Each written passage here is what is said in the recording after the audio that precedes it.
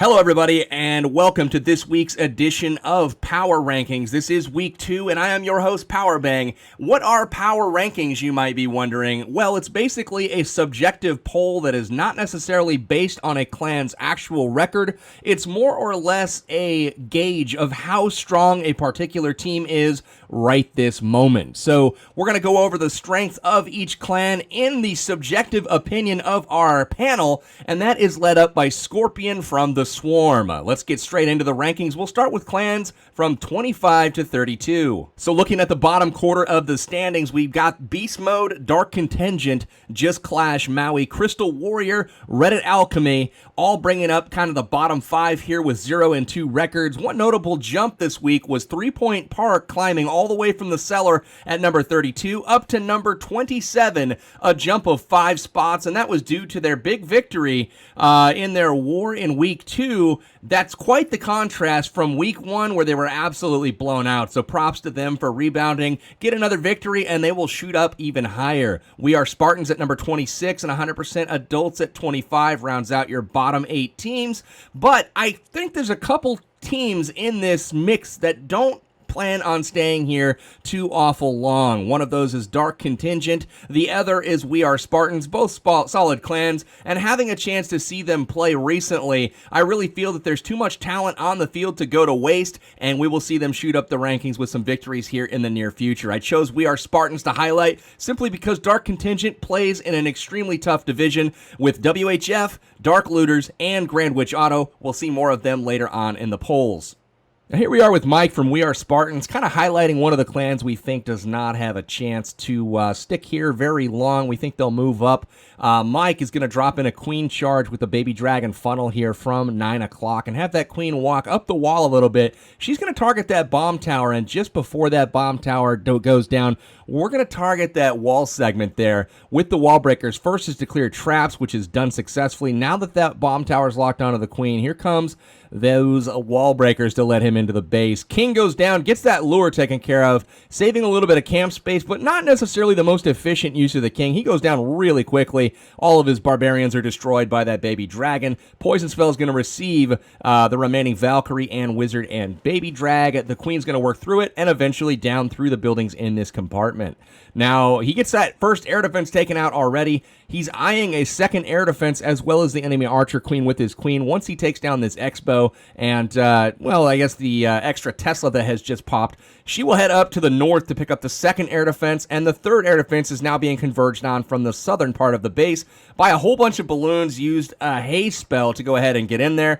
First Lava Hound goes down. Air Bomb immediately kills all of the pups. You don't see that too often, but when you do, it just makes you weep a little bit for all those pups. They just didn't live too long. So in goes the Lava Hound to the final air defense. Double Seeking Air Mine takes it out super quickly. And the final balloons here are going to go ahead and path into that fourth and final air defense. Queen up top is going to be taken out here. Queen uses her ability, gets that done.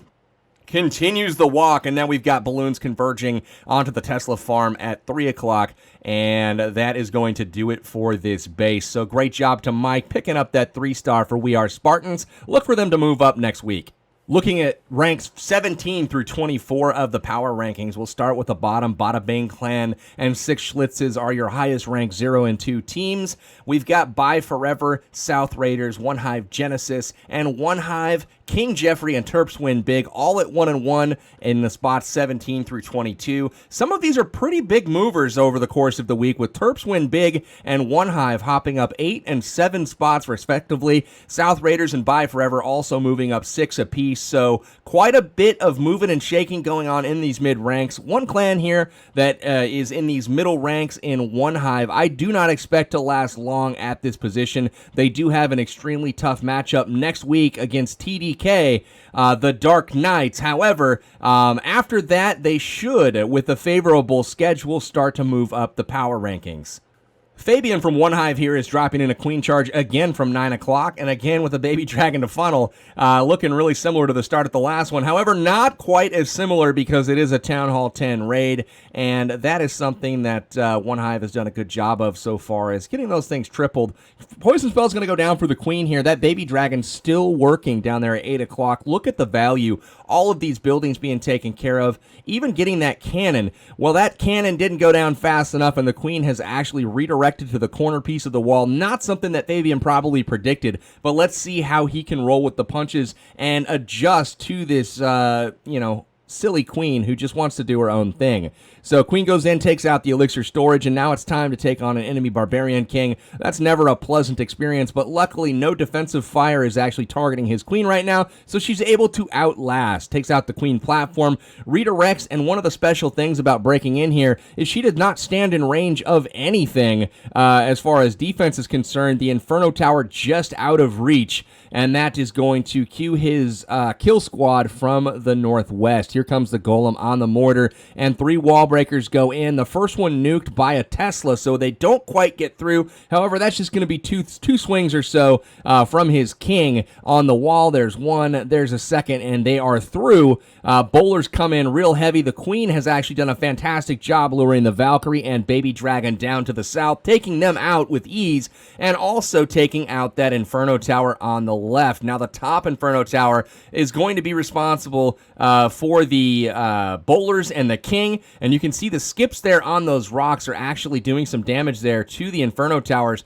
Unfortunately, they don't get it down before the hogs come in, but they get it weak enough to where the hogs take it out with one swing, and a heal spell is waiting for them to get healed up. Now, the hogs are working their way through the right side of the base, but the queen is over on the bottom left, still at full health, with the king in the middle of the base tanking. Really looking good here for Fabian. So he's going to cruise through the rest of this base, pick up the cleanup real easily, and he will end up 3-starring for One Hive in their war this week over One Hive Genesis. As I mentioned, the Dark Knights is up next for One Hive. Very strong team, probably with the biggest win so far in the league over War Whales last week. So One Hive's got their work cut out for them next week. If they're not able to prevail in week 3, look for them to ascend the ranks afterwards. Now we're moving into the top half of the power rankings for Week 2 in the Champions War League. We've got Faked Wargasm, Powercock, Clan Tanamo Bay, and North Watchers ranking out between 16 and 13. North Watchers is up 4 spots from last week's number 17 all the way to 13 this week, and they are doing well by beating 100% adults by 3 stars, and they have a favorable matchup this week in Just Clash Maui. Look for them to move up a little bit further next week. We've got Grand Witch Auto at number 12, WHF just outside the top 10 at number 11. Mariana Trench and the Swarm have cracked the top 10, both of them undefeated at 2-0. One clan I'd like to highlight from this list is Grand Witch Auto, probably one of the strongest clans in the league, and having put forth one of the best performances in Week 2, clearing both the 9s and all of the Town Hall 10s in their matchup with Reddit Alchemy. T-Ben bringing the heavy Laloon army here, dropping Suicide Heroes in to go ahead, take out the enemy queen, as well as have the queen step forward and take out an air defense as well.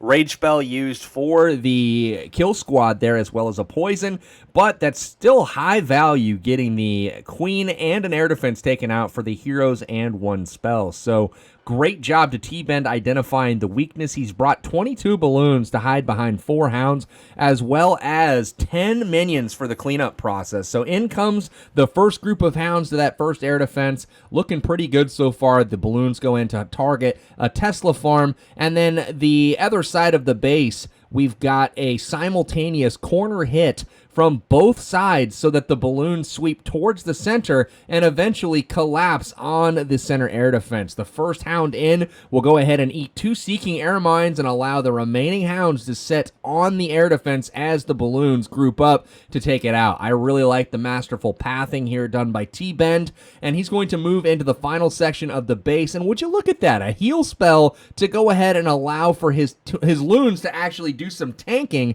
so that the loons from the backside are able to sneak in and get the rest taken out. We've got a huge group of full health balloons heading over to 2 wizard towers, so it's certainly not going to be enough to stop him. Beautiful raid. That's going to end up in a 3-star after the cleanup. This is our first look at the top 8 from the power rankings for week 2.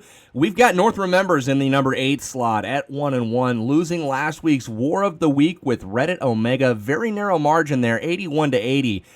They've got a very tough matchup next week with Spartan's Legacy, so we'll see how they roll out, but they've got the chance to move up quite a bit or move down slightly after this week is over. We've got Midwinters jumping up 5 spots all the way to number 7 after they dispatched of WHF in a total destruction percentage victory, so great victory for them. They start out the season 2-0 and have moved themselves into the top 7. Immoral Thieves at 1-1 somehow has not moved out of the top 6. I'm not sure I agree with this particular ranking, but we'll see what they do this week. They did take a defeat against Spartan's Legacy, so I'm not sure it counted against them as much. They've got next week Reddit Omega, so if they do happen to win that war, they will have definitely earned their rank. So let's wait to see what happens with them. Number 5, we've got War Whales falling 4 spots from last week's number 1 position. They had a very narrow 111-110 defeat from the Dark Knights, so very crushing blow there to their undefeated season. However, they will rebound and look to do work this next week against One Hive Genesis. They will be favored in that war and will possibly move up again in these rankings in short order. At number 4, we've got Reddit Omega winning last week's War of the Week against North Remembers and moving to an undefeated 2-0. Just outside of the top 3, Reddit Omega is very well positioned to do very well in this league. They've got Immoral Thieves up next week, which is a winnable war for them. They just have to bring their A game. So, that being said, let's move into the top 3 clans and see exactly who these mystery clans are. At number 3, you've got Goblin Division leader Dark Looters coming in at 2-0 and bringing a very impressive record thus far, both in wins as well as star differential. Even in a 30v30 war last week against Faked Wargasm, they managed to win by 7 stars. That's impressive, and I look for that to continue as they match up with WHF next week. WHF will have to bring their A game in order to match up with the Dark Looters. Dark Looters will go into the war slightly favored as they've got some very strong players up top. DDBB from the Dark Looters here is going in with a nice bowler kill on this air defense. Check this out. Skipping the rock to an exposed air defense. Not a super easy way to get that efficiently, but he uses a quick spell before the mortar actually kills the bowler. So really, really nice job there. Thinking creatively to get that first air defense. Now the kill squad's going to come in from the upper right. Again, a couple of bowlers here to go ahead and get some key defense buildings taken out. The positioning on this attack was just incredible. So huge props to DDBB.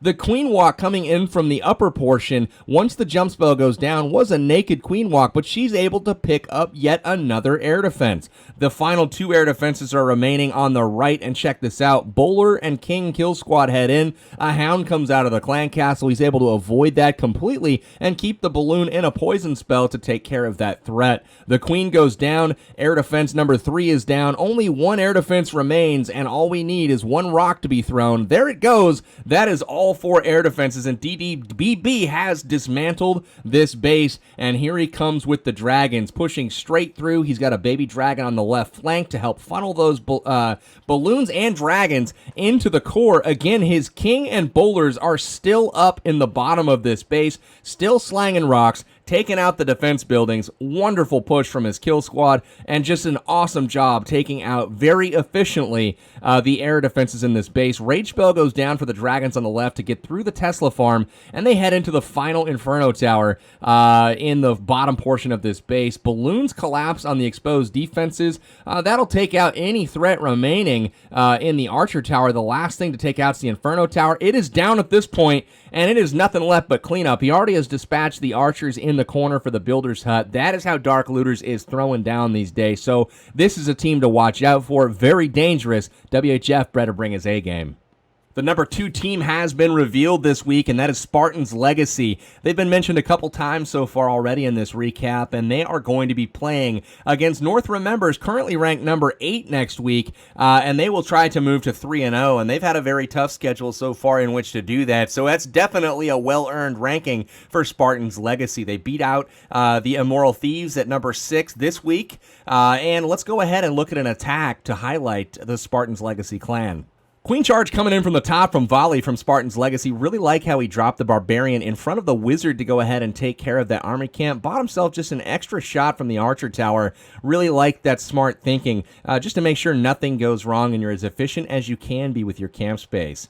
The wall breakers open up the wall. Queen able to head in, take out the air defense very, very nicely, and she will continue to walk down this wall and head towards another air defense over there at 9 o'clock. So, ambitious push here, but he's got a rage spell to help that Queen stay alive through all of that incoming defense. She is going to be okay, takes out the Expo, and will work her way through that Archer Tower before the Clan Castle actually approaches. Poison spell down for the single balloon that is a threat to him. Other than that, she will engage the Hound in the Clan Castle outside of the range of the defense, and that is going to work just fine for him. The Hound is going to explode as the balloon arrives. Pups are everywhere. He drops one minion in behind to help clean up those pups to make sure the healers do not take too much damage. Very efficiently done once again from Volley, and he will continue on in this raid. King Valks come in from the top left and will meet up with a junction-placed jump spell where the Queen and the King can share it to go ahead and move throughout this base. Valks go ahead, beat through the wall. Here they go, through the first compartment, rage spell down for the second, hop the wall, take out the Inferno Tower,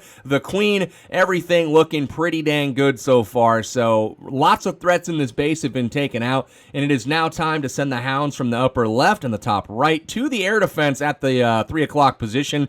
Free spell goes down to take out the Inferno Tower. Haste spell gets the balloons in to take out that Inferno before it does any damage at all to his troops. So beautiful job on the pathing, on the timing of everything, just completely wrecking this base. Minions come in from the top right for the cleanup, and several balloons have hit this backside. One air defense remains, and the Queen is going to finish up the gold storage, lock onto the final air defense, and take it out while the pups still remain to help clean up the base. Overkills it with the balloons. They'll go ahead, start taking out storages. That's going to be a 3-star for Spartan's Legacy. That's a scary attack right there, ladies and gentlemen. Let's see what is able to top that at number 1. One of the hottest teams in the game right now is the Dark Knights, and they secure the number 1 rank in this week's power rankings for the CWL. Last week, they were able to edge out a top-ranked War Whales clan, 111 to 110, securing their spot at number 1, flip-flopping with the War Whales between the number 1 and number 5 slots. So undefeated, they will go into week 3 against One Hive, and that is going to be an interesting matchup. One Hive on the come-up, and we've got the Dark Knights sitting there on the top of the perch. One Hive will look to knock them off. If the Dark Knights are able to be successful again, we should see them hold on to that top spot. Let's look at one of the attacks from this week's raid for the Dark Knights. Pretty cool attack here from Piglet from the Dark Knights. This one's some Town Hall 9 action, but I have not seen this army composition before, so they're doing some creative stuff over there in the war against War Whales, hitting Slothful's base. We've got a Golem coming down with 6 Wizards on the funnel, absolutely ripping through all of these buildings. The Golem tanks a 3 Tesla farm there. There should be a 4th one inside the wall, so a very, very ambitious entry, but also an extremely high-value entry, taking out all of these buildings that will eventually be a threat to his troops.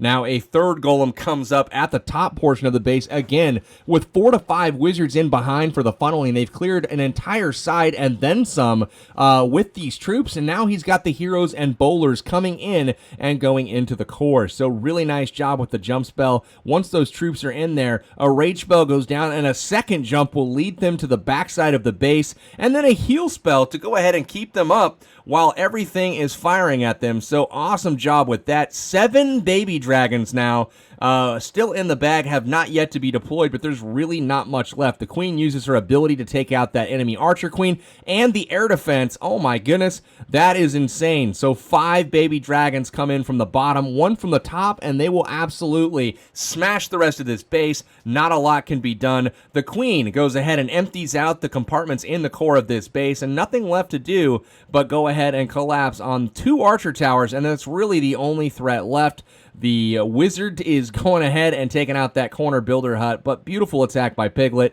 A great example of what this clan can do. So now you've seen them. Clans number 1 all the way down through 32. The power rankings for week 2 are complete. Now, I don't expect that you'll agree with all of the selections. However, I don't even agree with all of the selections. So I'm sure there's some stuff to talk about in the comments. Let me know what your top 10 teams are. I'm sure that the ones that we all, kind of disagree about, there's going to be some surprises and things will shake themselves out in the weeks to come. But nonetheless, this is a fun thing to talk about. Let me know how you feel about it. Like this video if at all possible. And hey, you can help the channel by subscribing. Let your friends know. Anybody that you know that plays Clash of Clans, let them know about the Champions War League and the cool things that we are doing here. We will be back next week with another power rankings for week 3, but we've got to first rate on the results of what goes down in week 3 with all of these glorious matchups. But before then, we are going to see week 2, the top raids from both Town Hall 10 and Town Hall 9 come out for the remainder of this week, so stay tuned for that as we will do a top attack video of the week. Check back in tomorrow for that. So for now, this is your host, Powerbang, signing out. This has been the CWL Power Rankings Week 2.